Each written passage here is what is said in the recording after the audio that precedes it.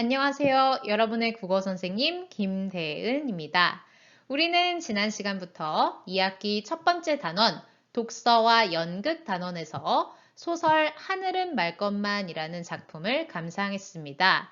이 작품을 통해 우리는 갈등의 유형과 소설 속 갈등의 진행, 그리고 그 갈등이 해결되는 과정을 살펴보면서 소설의 내용을 감상했는데요.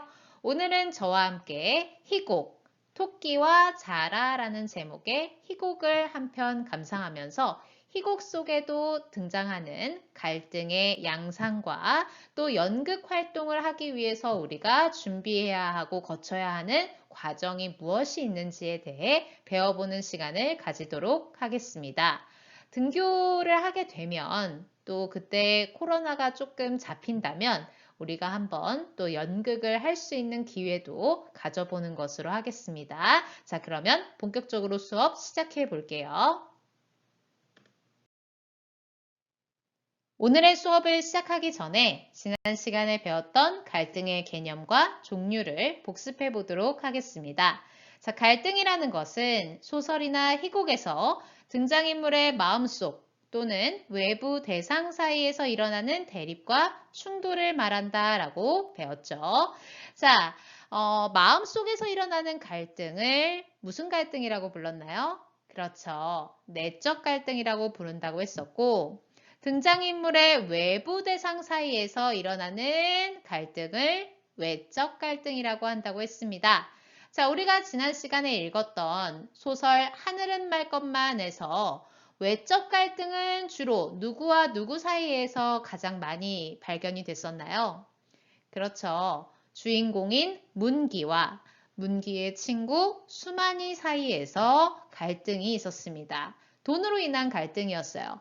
그래서 또 돈과 서로에 대한 오해로 인한 갈등이 있었는데 그런 것을 인물과 인물 간의 갈등, 즉 외적 갈등이라고 볼 수가 있었고요. 또 우리 내적 갈등도 그 소설에서 찾아볼 수 있었는데 어떤 부분이었나요? 그렇죠. 문기가 그 점순이가 누명을 쓴 일을 모른 척해서 정직하지 못함에 대한 그 양심의 가책을 느꼈던 부분. 그리고 담임 선생님에게 잘못을 자백을 하려고 했었는데 용기가 나지 못해서 그렇게 하지 못했던. 그래서 자백을 해야 된다라는 마음과 이걸 자백하면 큰일 혼날 것 같다라는 두려움 사이에서의 그 갈등 이런 것들이 인물 마음속에서 일어나는 갈등, 내적 갈등에 해당이 됐었습니다. 자, 그래서 소설이나 희곡은 이렇게 갈등을 중심으로 사건과 이야기가 전개되는 하나의 문학작품 갈래입니다. 그래서 여러분들이 반드시 갈등과 갈등의 개념 그리고 갈등의 종류를 꼭 기억해 주길 바랍니다. 이제 교과서 36페이지를 보도록 하겠습니다. 교과서 36페이지를 보면 갈등을 연극으로 표현하기라고 되어 있습니다. 갈등이 잘 드러난 소설을 읽고 이를 연극으로 표현하는 활동을 해볼 건데요. 소설과 같은 문학 작품을 희곡으로 고쳐 쓰는 활동도 함께 해볼 겁니다. 원래는 소설이었던 것을 다른 문학 작품의 갈래인 희곡으로 바꿔 쓰는 것을 우리가 네 글자로 각색하기라고 부르는데요. 이번에 우리가 함께 살펴볼 토끼와 자라라는 희곡 작품 역시 판소리계 소설인 토끼전을 각색해서 만든 희곡 작품입니다. 그래서 우리가 그 작품을 함께 보면서 소설과 희곡은 어떤 차이점이 있는지, 그리고 그 대본을 바탕으로 연극을 하려면 어떤 준비를 해야 하는지 이런 것들을 함께 살펴보도록 하겠습니다. 즉, 연극 공연을 준비하는 과정 역시 한번 살펴보면서 기회가 된다면 여러분들 직접 연극을 해보는 기회도 한번 가져볼 예정입니다. 그럼 계속해서 내용을 살펴볼게요.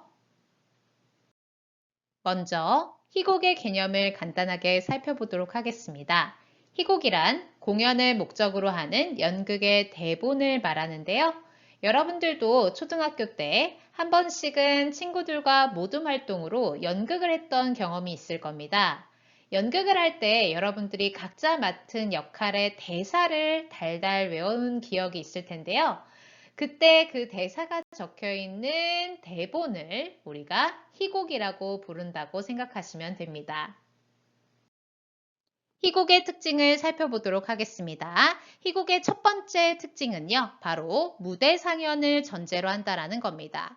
무대 위에서 공연을 하는 것을 전제로 한다라는 뜻인데, 희곡에 있는 대사 한 줄 한 줄을 배우들이 외우고, 그리고 연기 연습을 해서 실제로 무대 위로 올라가서 관객들 앞에서 공연을 하게 되잖아요. 그래서 그 공연을 하는 것이 바로 연극이 되는 거고, 희곡은 연극의 대본이기 때문에 당연히 무대 상연을 전제로 한다라는 특징이 잡힐 수밖에 없겠죠. 자, 두 번째 특징은 바로 희곡의 단위가 특징인데요. 막과 장으로 희곡의 단위를 카운트합니다.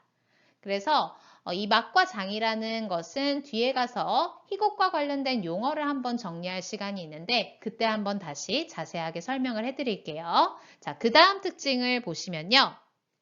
시간과 공간, 등장인물 수에 제약을 받는다라는 겁니다. 여러분들 우리나라 서울에 연극하면은 가장 많이 언급이 되는 동네 이름이 하나 있어요. 어딘지 혹시 아시나요? 연극을 보러 간다 하면은 꼭 이곳으로 사람들이 갑니다. 맞습니다. 바로 대학로인데요. 여러분들 서울의 4호선 그 라인 중에 해화역이라는 곳이 있어요. 해화역을 내리면은 대학로가 굉장히 가깝습니다. 그 대학로에 가면은 소극장, 극장에서 연극을 하잖아요. 근데 그 극장이라는 곳은 무대의 그 크기가 한정되어 있습니다. 그리고 당연히 무대는 그 공간만 쓸 수 있을 거고 그 공간에 등장인물이 다 들어가려면 어느 정도 그 공간 사이즈에 맞게끔만 등장인물이 등장할 수 있을 거예요. 그리고 시간은 당연히 언제 시점이겠습니까? 과거를 표현할 수는 없겠죠. 그래서 항상 시간은 현재를 기준으로 연극은 진행이 됩니다. 그래서 시간과 공간, 등장인물 수에 다소 제약을 받아요. 그렇지 않은 경우가 바로 뭐 영화나 드라마 같은 경우는 시간이나 등장인물 수, 공간의 제약이 없는데 그래서 왜 드라마나 영화 같은 경우에는 과거로 막 돌아가기도 하잖아요. 그런데 연극은 항상 현재 시제로만 연극이 진행이 된다라는 것, 그것도 하나의 특징으로 잡힙니다. 그 다음에 또 특징 하나는요, 바로 등장인물의 대사와 행동으로 사건이 전개가 된다는 겁니다. 등장인물의 대사, 서로 주고받는 대화나 혹은 혼자만 말하는 대사도 있어요. 그래서 대사에도 종류가 여러 가지가 있는데 그것 역시 뒤에서 한 번 더 자세하게 설명을 해드릴 거고요. 그 다음에 그 인물들이 하는 연기, 그 배우들의 연기와 표정 이런 것들로 인해서 사건이 그리고 이야기가 전개가 된다라는 것, 이것이 바로 희곡의 특징입니다. 희곡의 또 다른 특징으로는 바로 인물의 대립과 갈등을 중심으로 사건이 전개된다라는 겁니다. 이거는 소설하고 비슷하죠. 인물 간의 갈등이 어떤 사건을 일으키는 원인이 되고 그 갈등이 점점 올라갈수록 극의 긴장감 역시 올라갔다가 그 갈등이 해결이 되면서 극이 마무리되는 이러한 흐름을 역시 희곡도 가져가고 있다라는 겁니다. 자, 그 다음 특징은요, 바로 모든 사건이 현재형으로 진행된다라고 했는데요. 이것은 우리가 앞에서 살펴봤던 특징 중에서 희곡은 시간과 공간, 등장인물 수에 제약을 받는다라고 했었는데 당연히 무대 위에서 공연을 하는 것이기 때문에 현재 시제로만 인물의 대사가 이루어지겠죠. 그래서 모든 사건이 현재형으로 진행된다라는 것 역시 과거 시제, 미래 시제 이런 거를 사용하지 않고 한다, 지금 하고 있잖아 뭐 이런 식으로 계속 현재형으로 대사들이 희곡에 들어있는 대사들이 적혀 있다라는 것을 여러분들이 특징으로 기억해 주시면 될 것 같습니다. 희곡의 개념과 희곡의 특징을 살펴봤으니 이제 본격적으로 연극을 준비하는 과정을 알아보도록 하겠습니다. 교과서 36페이지 본문을 볼 텐데요. 이 본문에 나와 있는 내용들은 모두 토끼전을 함께 읽은 규빈인의 모둠이 이 소설에서 드러난 갈등을 연극으로 표현하려고 하는 과정에서 이제 의견을 나누는 내용을 우리가 살펴보는 겁니다. 자, 가장 먼저 이 친구들이 소설을 희곡으로 만들어서 연극을 할 때 가장 먼저 고려한 것이 무엇이었냐면 바로 연극으로 무엇을 보여줄까에 대한 고민을 한 거예요. 그 내용을 한번 살펴보겠습니다. 소설 속에서 두드러진 갈등을 연극으로 보여주면 좋을 것 같아. 토끼전을 읽었을 때 우리는 용왕의 눈치를 보면서 서로 등을 떠미는 신하들의 갈등, 그리고 토끼와 자라, 용왕의 갈등을 흥미진진하게 느꼈잖아? 이런 갈등에 초점을 맞추어 연극을 해보자. 자, 연극을 하긴 하는데 어느 부분에 초점을 맞출 것인지, 그리고 어떤 내용으로 꾸밀 것인지 이런 것들을 지금 먼저 생각을 해보고 의견을 나누고 있는 부분이라고 보시면 됩니다. 자, 그 다음 내용을 볼게요. 연극으로 무엇을 보여줄 것인가를 결정한 규빈의 모듬은 그 다음으로 연극의 내용을 어떻게 준비할 것인가에 대해 토의하는데요. 그 내용을 살펴보도록 하겠습니다. 연극을 하려면 먼저 대본이 필요하다라고 되어 있네요. 바로 이 대본을 우리는 희곡이라고 부른다고 했습니다. 자, 이 대본을 만들 때는 소설을 읽으면서 가장 인상 깊었던 부분을 중심으로 줄거리를 만들고 줄거리를 잘 드러낼 수 있는 인물을 뽑아 그에 맞게 성격과 특징을 정하면 된다라고 되어 있네요. 그래서 소설에 나와 있는 줄거리 그리고 등장인물을 활용을 하면 되는데 그때 활용을 할 때 줄거리와 등장인물이 반드시 우리가 읽은 소설의 내용과 일치할 필요는 없다라고 합니다. 어찌되었건 소설에서 희곡이라는 다른 갈래로 바꾸는 거고 또 소설은 눈으로 독자가 읽지만 희곡 같은 경우에는 무대 상연을 전제로 한다고 했었잖아요. 배우들이 직접 행동을 하고 연기를 통해서 나타나기 때문에 눈으로 볼 수 있기 때문에 조금 더 소설보다는 상상력을 더 가미해서 상상력을 조금 더해서 창의적으로 개성 있게 각색을 하면 좀 더 연극이 재밌어질 수 있겠죠. 그래서 반드시 원작 소설과 동일할 필요는 없습니다. 조금 더 추가해도 되고 아니면 빼도 되고 네. 그래서 이렇게 창의적이고 개성 있게 각색을 할 수 있다는 것까지 여러분들이 기억을 해주시면 될 것 같아요. 도서관이나 인터넷에서 고등어, 꼴뚜기, 뱀장어 같은 물고기의 특징을 찾아 조사해보자. 특징을 살려 소품을 만들면 연극이 더 실감날 거야 라고도 하네요. 자, 그래서 연극을 할 때는 반드시 소품도 있어야 된다라는 겁니다. 그런 다음 모둠 토의를 하면서 한 장면씩 이야기를 꾸미고 대사와 지문을 넣어서 대본을 완성하는 거야 라고 되어 있네요. 자, 대사와 지문. 이게 바로 희곡을 구성하고 있는 요소입니다. 인물들의 대화, 그리고 인물 혼자서 말하는 독백, 그리고 인물이 관객들에게 말을 거는 방백, 이런 것들이 있는데요. 대사의 종류에는 이렇게 세 가지가 있고요. 지문이라는 것은 어떤 걸 지문이라고 하냐면 그 대사를 빼고 그리고 그 맨 위에 희곡의 맨 첫 번째에 나오는 해설 부분과 대사 부분을 빼고 나머지 부분을 우리가 지문이라고 하는데요. 그 지문은 주로 인물의 동작, 표정, 심리, 말투 따위를 지시하는 짤막한 주로 이제 괄호에 많이 들어있어요.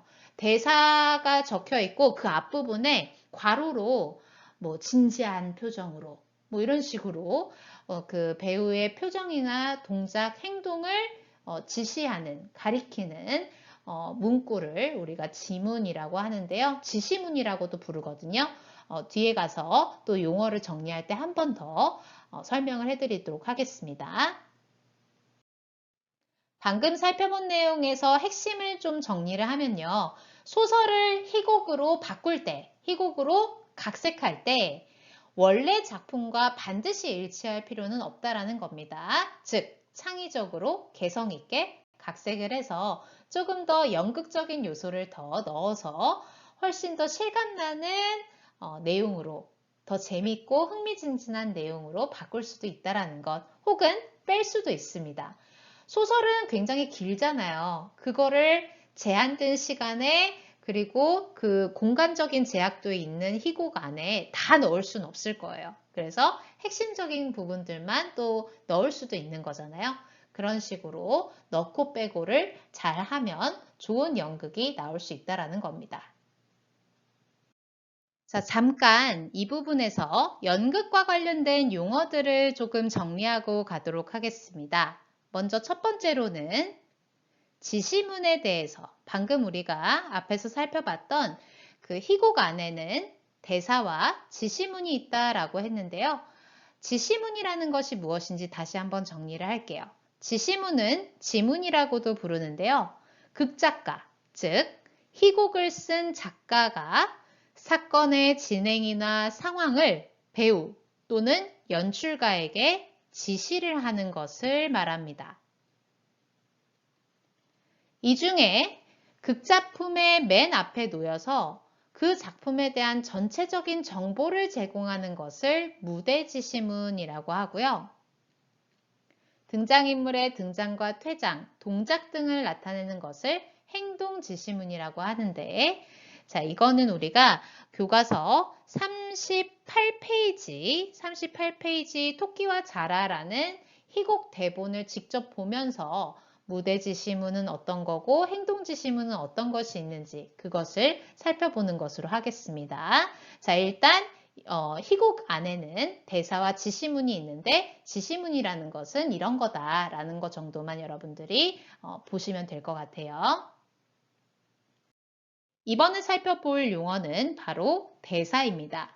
대사라는 것은 연극이나 영화 따위에서 배우가 하는 말을 대사라고 하죠.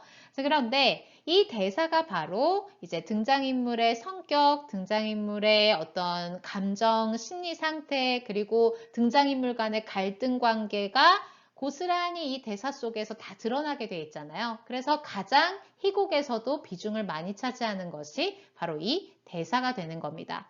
자, 그런데 이 대사에는 종류가 세 가지가 있어요. 대화, 독백, 방백이 있는데 그것과 관련된 내용은 그 다음 페이지에서 좀 더 자세히 설명을 해드릴게요. 대사의 종류에 대해서 배워볼게요. 일단 먼저 이 그림을 한번 보세요. 선생님이 직접 이 그림을 그렸는데 이 그림에서 설명하는 대사의 종류는 무엇일 것 같나요? 그렇죠. 바로 대화입니다. 지금 배우 두 명이 서로를 마주보고 두 사람이 말을 주고받고 있어요. 이렇게 대화로 이루어진 대사들이 가장 희곡에서 흔히 볼 수 있는 언어 중에 하나입니다. 자, 그래서 대화라는 것은 두 사람이 주고받는 말로 희곡의 언어, 희곡을 이루고 있는 언어들 중에서 가장 핵심적인 요소입니다. 가장 분량을 많이 차지하고 있죠. 인물과 인물 사이의 대화로 어떤 사건이 일어나고 사건이 전개되는 것을 우리가 눈으로 확인할 수 있는 거잖아요. 그래서 가장 비중이 큰 대사의 종류 중에 바로 대화가 가장 큰 비중을 차지한다는 것 기억해 주시면 됩니다. 이번 그림은 대사의 종류 중에서 무엇을 설명하고 있는 그림 같은가요?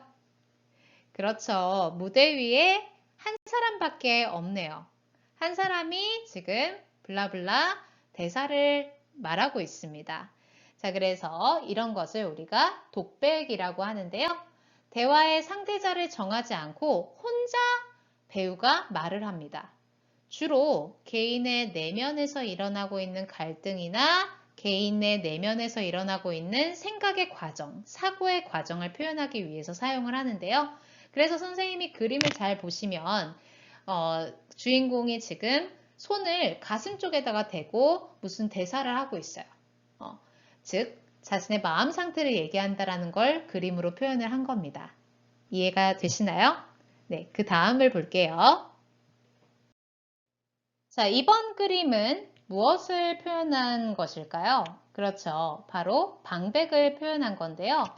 방백의 경우에는 독백과 다르게 무대 위에 말하는 사람뿐만 아니라 다른 등장인물들도 많이 올라와 있어요.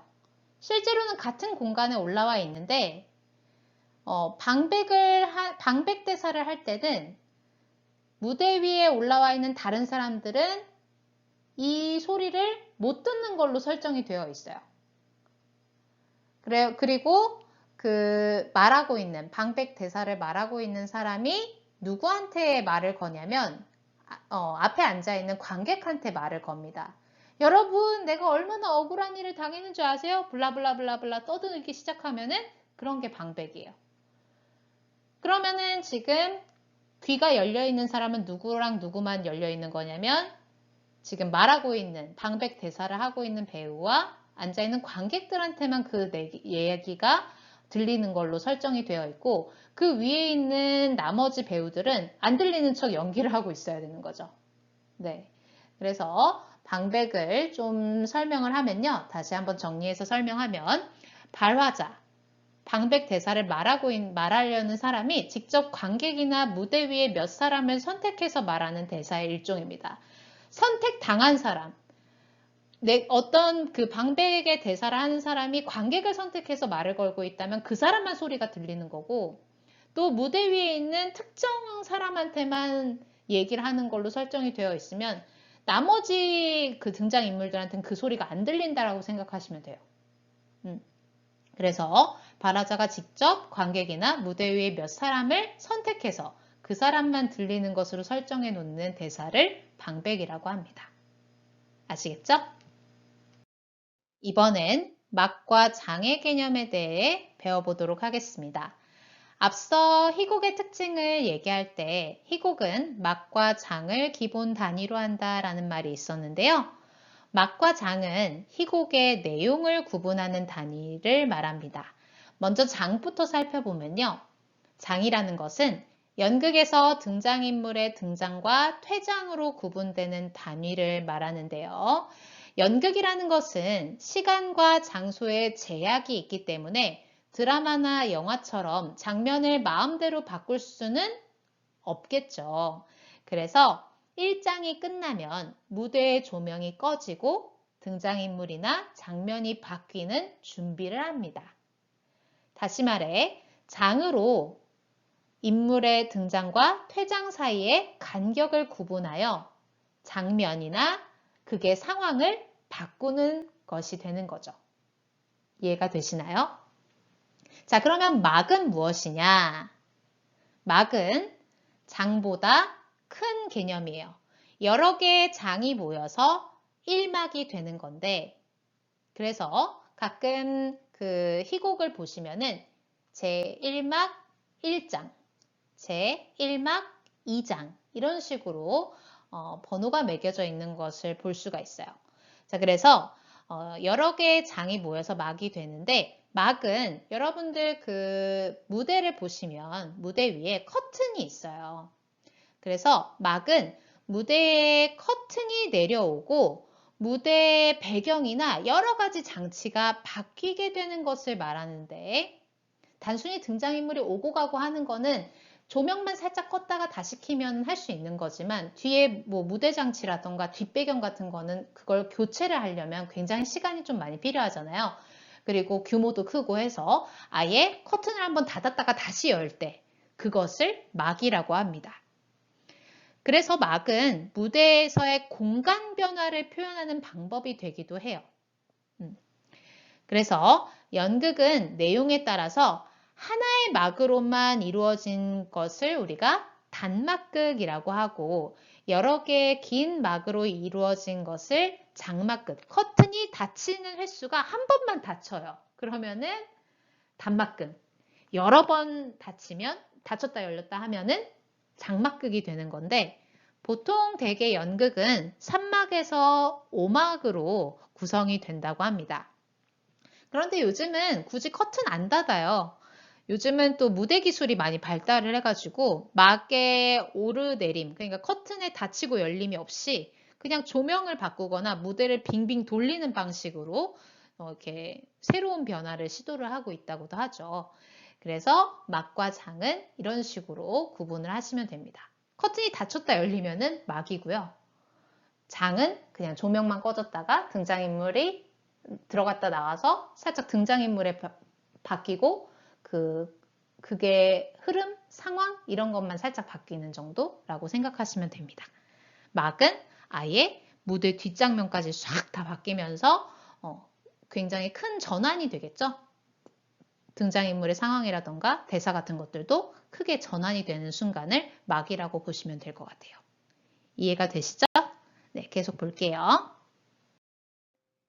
연극과 관련된 용어들도 정리를 해봤으니까 다시 교과서 본문으로 돌아와서 규빈인의 모듬이 연극의 재미와 감동을 더하려면 어떻게 해야 될지에 대해서 생각한 내용을 한번 읽어보도록 하겠습니다. 등장인물이 지닌 성격과 특징을 뚜렷하게 드러내고 인물의 갈등 관계가 잘 드러나게 하면 더 재밌을 거야 라고 생각을 했네요. 자, 그리고 규빈인의 모듬은 토끼전을 희곡으로 각색을 하기로 했었어요. 자, 그런데 이 토끼전이라는 것은 조선시대 때 만들어진 고전소설이죠. 그래서 소설에 나온 말이나 행동을 따라하기보다는 우리가 쓰는 말과 행동으로 표현해보면 더 자연스럽고 재미있지 않을까라고 되어 있네요. 자, 이 부분이 바로 창의적으로 각색하는 부분이 되겠죠. 원래 원작과는 조금 다르게 가면서 좀 더 재미를 줄 수 있는 요소들을 추가하는 것. 그리고 지금 이제 이 공연을 보는 사람들은 조선시대 사람들이 아니잖아요. 여러분 또래 관객이라던가 어찌되었건 2020년 현대를 살아가고 있는 사람들 앞에서 공연을 하는 거기 때문에 옛날에 썼던 생소한 어려운 용어들보다는 오늘날의 용어로 바꿔서 하면은 훨씬 더 관객들도 이해가 잘 되고 재미를 느낄 수 있을 테니까 이런 부분들은 각색을 하자라고 이제 생각을 하고 있는 거죠. 자, 이제 교과서 37페이지로 넘어가면 본격적으로 연극을 연습하는 과정, 연극을 준비하는 과정이 나와 있는데요. 한번 살펴보겠습니다. 자, 줄거리와 인물, 그리고 어떤 분위기의 연극을 할지 정했다면 다음과 같은 순서에 따라 연극을 준비하면 돼 라고 되어 있네요. 먼저 대본을 작성을 했으니까 그 대본을 읽어봐야 되겠죠? 대본 낭독하기 단계가 첫 번째입니다. 연극의 전체 내용을 파악하면서 읽어야 하고요. 연출을 비롯하여 배우, 미술 담당, 음악 담당 등의 역할을 정해야 합니다. 연출이라는 것은 감독이라고 보면 될 것 같아요. 전체 이 무대 연극을 감독할 지휘자를 뽑는다라고 생각하는 거죠. 연출, 그리고 배우, 미술 담당, 음악 담당 등 역할을 나누고요. 그 다음에 대본을 함께 읽으며 어색하거나 어려운 내용을 찾아서 쉽고 재미있게 푼다. 왜? 고전소설이었으니까 용어를 조금 바꿀 필요가 있다라고 했었죠. 자, 그 다음 단계를 볼게요. 두 번째는 역할에 따라 준비를 하는 겁니다.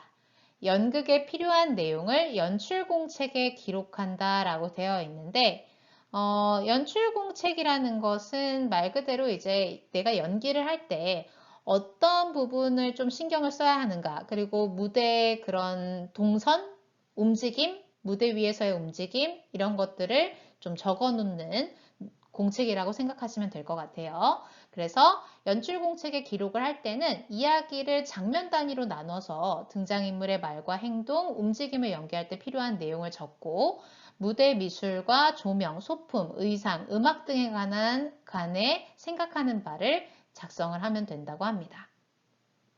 자, 그 다음 단계를 볼게요. 실제로 등장인물을 연기하는 배역이 정해지고 그 다음에 비록 배우는 아니지만 무대 밖에서 무대 연출, 그리고 그 조명, 의상, 소품 이런 것들을 담당하고 있는 사람들 같은 경우도 이제 각자의 역할이 다 정해졌잖아요. 앞에서. 각자의 역할이 정해지면 이제 각자의 역할에 맞게 준비하고 연습해야 되겠죠?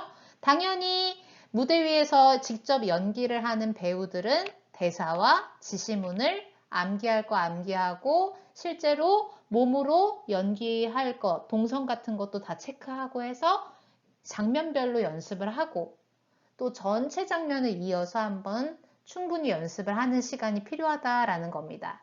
마찬가지 무대 조명이라던가 음악 담당자, 소품 담당자 같은 경우도 어떤 식으로 그런 무대 연출을 실현할 것인지, 공연장에서 어떻게 실현할 것인지에 대해서 미리 사전에 준비하고 연습을 해야 되겠죠. 총 감독자, 총 연출자의 지휘 아래에 인물의 움직임과 위치가 정해져야 하고요. 그 다음에 역할에 따라서 확인할 내용을 정리하고 공연에 앞서서 모든 스텝이 다 모여서 모든 배우와 모든 무대 스텝들이 다 모여서 한번 전체 연습을 해야 되는 것까지. 그러고 나서 실제로 공연 무대 위에서 공연을 하면 되는 거죠. 다시 한번 깔끔하게 갈등을 연극으로 표현하는 과정을 정리해 보면요. 첫 번째로 연극을 준비할 때는 공연을 하고 싶은 부분을 정해야 됩니다. 소설에서 가장 인상 깊은 장면을 하나 뽑아서 공연하고 싶은 부분으로 삼고 줄거리를 정해야 되는 거죠.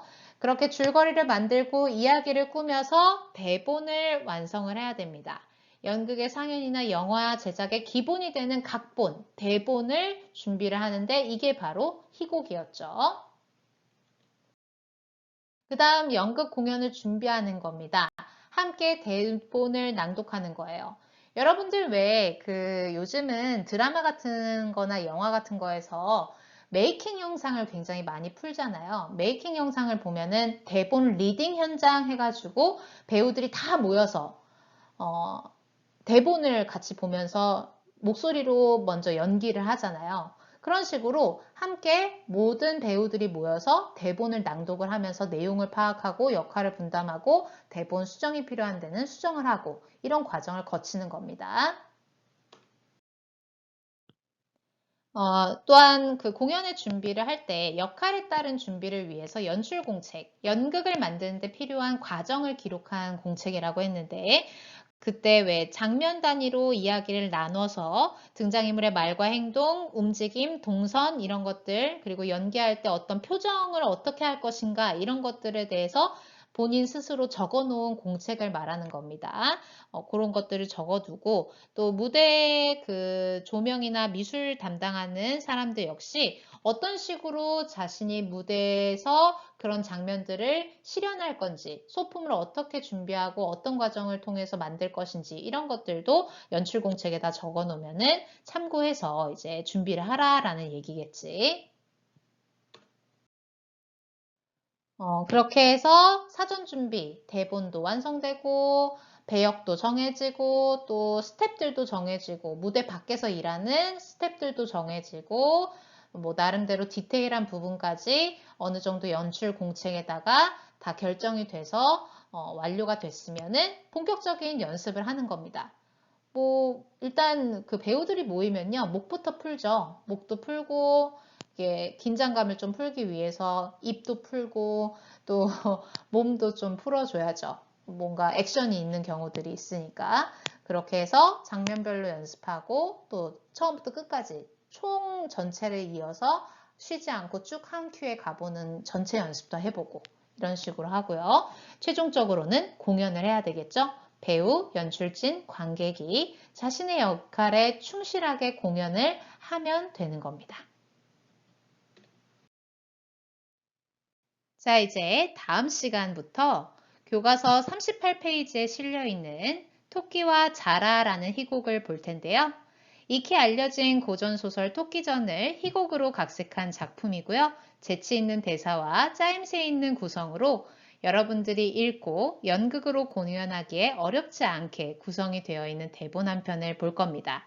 희곡 속에 들어있는 갈등 양상도 살펴보면서 동시에 내가 만약에 이 연극을 실제로 한다면 나는 어떻게 준비하고 어떻게 연기를 할 것인가 이런 것들도 생각해 보면서 네, 함께 작품을 읽어보는 시간을 갖도록 하겠습니다. 오늘 수고 많았습니다.